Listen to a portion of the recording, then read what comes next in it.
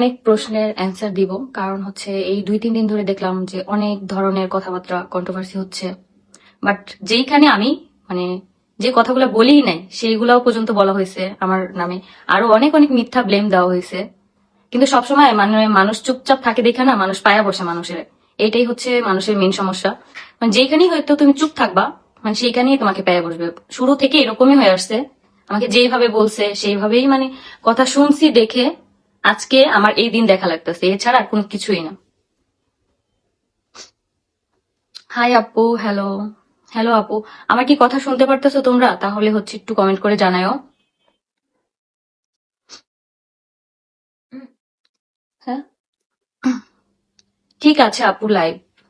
এখন বলো যে তোমাদের কি কি প্রশ্ন আছে যেটা আমাকে নিয়ে, সেটা বলতে পারো। Hello, high. হ্যালো আখি, আপনাকে আমার অনেক ভালো লাগে, থ্যাংক ইউ। কি হয়েছে আপু এখন সব বলেন।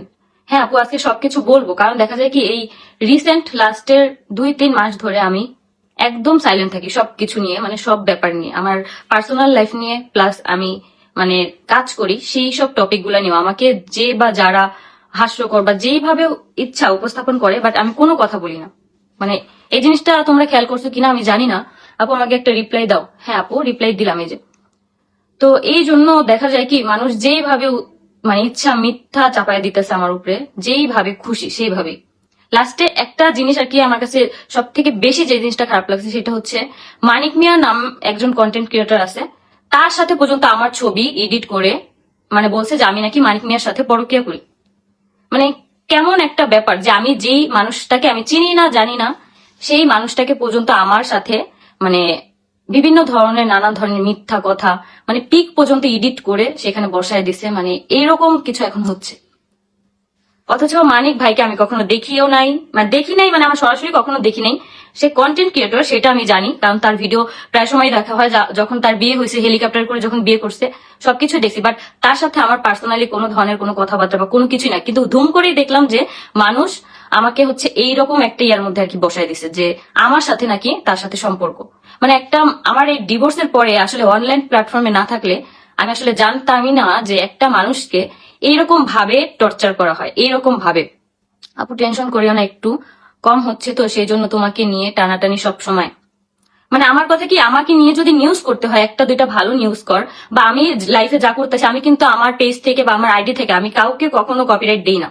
কারণ আমার কথা কি, আমার ভিডিও যে ইউজ করে মানে আর্নিং করতেছে করুক, সেটা নিয়ে আমার কোনো ধরনের কোনো প্রবলেম নেই। কিন্তু আমার কথা হচ্ছে আমি যে জিনিসটা করি নাই, যেটার সাথে আমার কোনো সম্পর্ক নাই, সেই জিনিসটা পর্যন্ত মানুষ নিয়ে আসে যে আমি নাকি এটা করছি ওইটা করছি।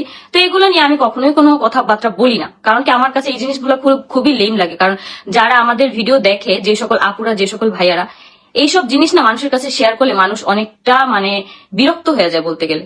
মানে আমার নিজের কাছে বিরক্ত লাগে, আমি তো সেই সব মানুষের জায়গাগুলো থেকে দেখতেছি যে পুরা বিরক্ত লাগে। পুরা দুনিয়ার সব ছেলে তোমার বয়ফ্রেন্ড, একদম মানে ডিভোর্স হওয়ার পর থেকে দেখতেছি দুনিয়ার যত ছেলে আছে সবাই আমার বয়ফ্রেন্ড, সবার সাথে আমি পরকীয়া করি।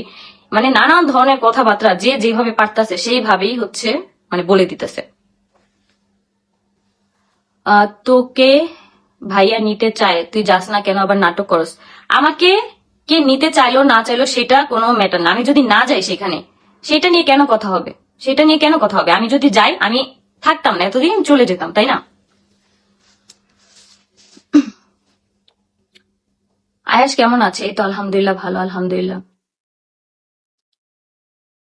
মানে কিছু না বলতে বলতে মানুষ এত মানে শেষ পর্যন্ত মিথ্যা একটা জিনিসকে সত্যি বলে উপস্থাপনা করে মানুষের সামনে, যাতে করে মানুষের কাছে আমাকে খারাপ উপস্থাপনা করে। আমি এখন মানে যে কথাগুলো বলতে চাইছি সেই কথায় আসি।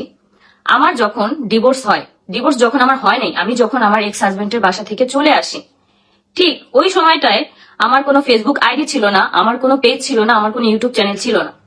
আমি সবকিছু আমার নিজে ক্রিয়েট করছি। এত এত মানুষ আমাকে ভালোবাসা দিয়েছে বিদায় হচ্ছে আমি আজকে এই পর্যন্ত আসছি।